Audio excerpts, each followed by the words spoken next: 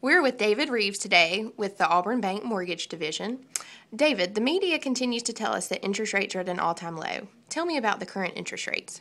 Trisha, rates are, depending on what type product you're looking at, for a 15-year mortgage, you may be looking as low as 3%, and on a 30-year mortgage, as low as 3.75%.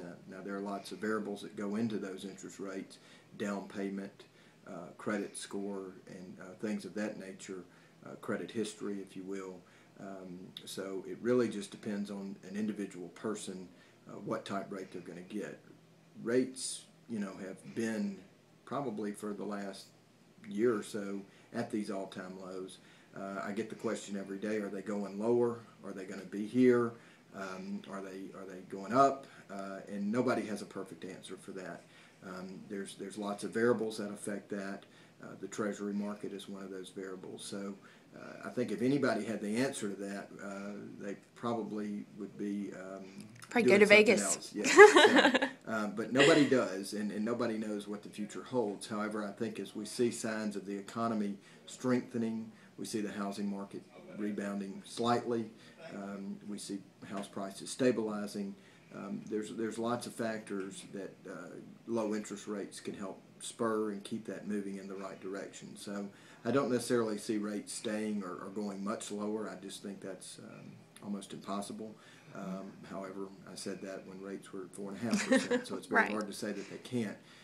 But I will say that in general, rates anything below 4% on a 30-year mortgage is almost unheard of to me, and up until a few years ago or a year ago, I would have said impossible. So I do think that these low interest rates have spurred and propped up the housing market a little bit, and we continue to see strength in the marketplace. So whether or not rates are going to stay low, I don't think is the question. I think the question is they're probably going to stay low for some period of time. We're in an election year, so again, there's lots of variables. Right. And that's why now is a great time to buy. That's right. So, well, for some people, there's lots of variables that go into that too. Sure. Well, and tell us about that. For people that are starting to look for a new home, when should they meet with a lender?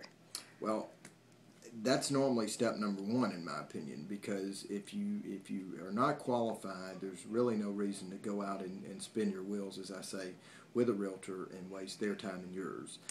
Because a lot of times you go out and you see that house and you really fall in love with it, but you find out later on and get disappointed when you find out maybe there's something wrong with your credit, or you've had some variable doesn't meet. Or you could even have the opposite effect, I would guess, where some buyers may not be aware of what they can afford based on, as we were talking about, the current interest rates, and they could be pleasantly surprised at their buying power, perhaps. That's correct. I think the biggest thing right now, especially for a first-time home buyer, is to set a budget and to say, not necessarily not to come into my office and say what can I afford, but I like for people to actually have that number in their head and then us work backwards to that number. I don't think it's a good idea for you to come here and let me tell you what you can afford.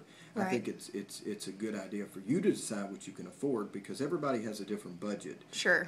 Have a comfort level with a monthly payment. That's right. So Absolutely. I like to normally have the person say, come in here, us meet, and the first question I'll ask them is, do you have a budget? And if you have a budget, then I like to take that number, and then we work backwards into calculating whether or not they can qualify for it. So. Absolutely. Well, and that brings us into our next question, which is what type of information should they be prepared to share with their lender? Well, a lot of variables go into that too. The main thing that you really need is your income. And everything else is pretty much determined by the credit bureaus. We have three major credit bureaus, which is Equifax, TransUnion, and Equifax being probably the largest one. I'm sure most people have heard of. And Experian is the other one, the third one. But TransUnion and Experian also are gaining speed, if you will, and catching up with Equifax. But normally we pull three scores, and you have to have at least two. But we pull three scores, and we take the middle of those scores. So credit scores can be as high as 850 and as low as, I think, 250 or 300. Your average American probably has a credit score somewhere between 680 to 720, somewhere in that ballpark. if you're paying all your bills on time, you're going to have a credit score probably, somewhere in the mid 700s, low 700s. It is very important, probably one of the most important pieces that we use in gauging whether or not you can qualify. And basically, your credit score and the credit bureaus give us a number. We take that number and basically examine with your income, your credit worthiness.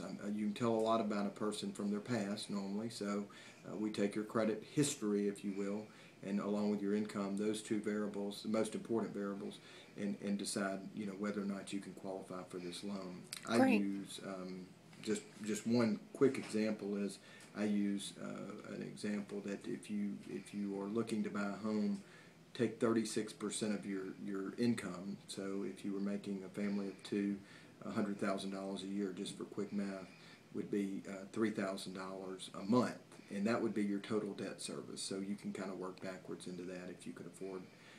And that includes car payments, all your monthly bills, your mortgage, rent. That's right. Okay. That's right. So, yeah, that's a great rule of thumb to share. How long does the pre-approval process typically take? The pre-approval process is probably less than an hour. Mm-hmm. The overall process, because there's lots of steps and variables that go into this, the pre-approval process is basically you coming in, filling out an application, or we help you fill it out. We pull your credit bureau, see what your scores are.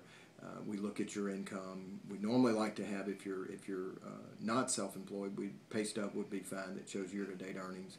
Or if you are self-employed, we'd like at least 1 year, possibly 2 years tax returns, depending on what our automated underwriting system tells us. Typically, I say bring 2, just so we'll have both, just in case.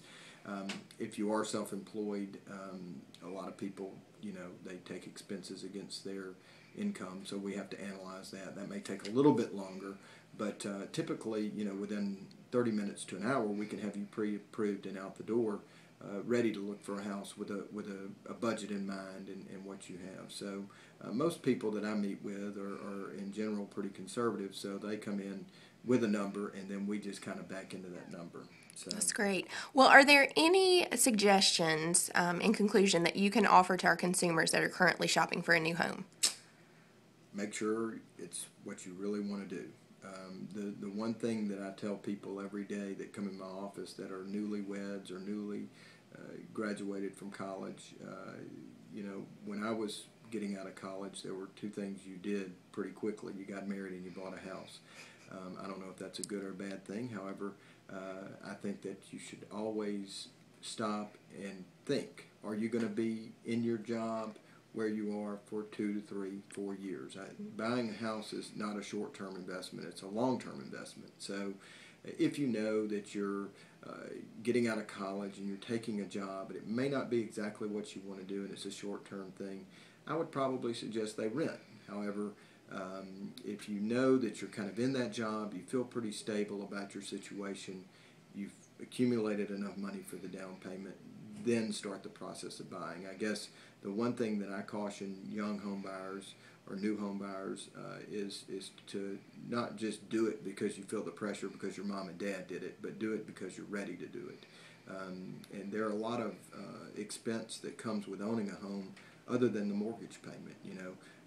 The one thing of renting versus buying is if your air conditioner breaks and you're renting, someone else fixes it. If you're buying a house, and you're responsible for that.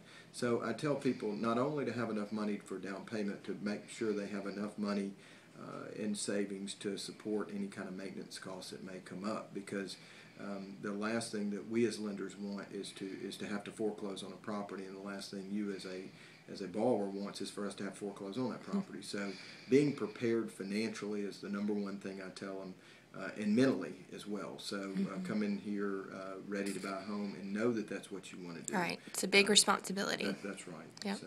Well, those are great thoughts this morning, David. Thank you so much for sharing your time with us, and we appreciate it.